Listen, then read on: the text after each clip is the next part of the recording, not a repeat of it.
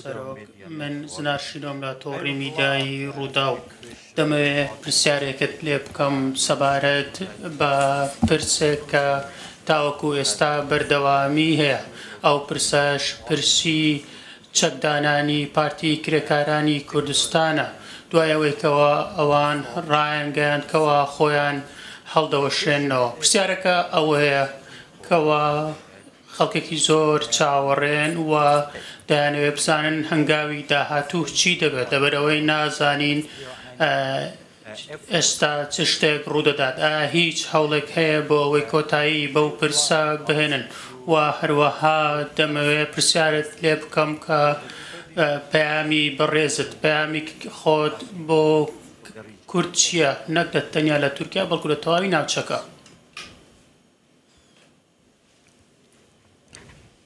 Bölgede yaşayan Kürt vatandaşlarımla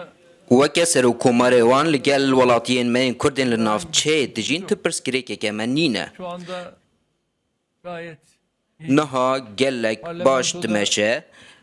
li parlamentoyê xwedî potansiyeleke bihêzin onların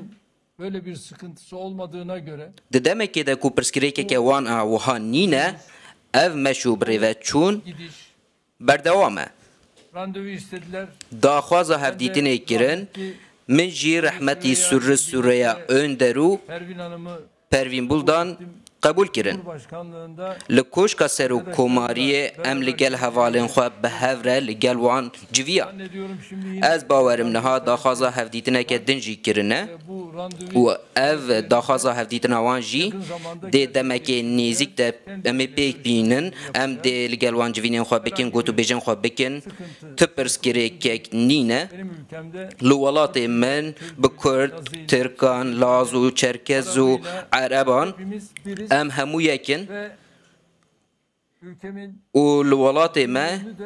de pêk anîna yekîtiyê û parastina wê jî erkê min e güzel şekilde em ê vê jî bi awayekî herî baş bimeşînin çok teşekkür ediyorum. ez gelek spas dikim Faaliyeti müzakere diyelim. Hepinize hûn hemû ji êvara we hemûyan bi xêr be gelek spasiya we dikim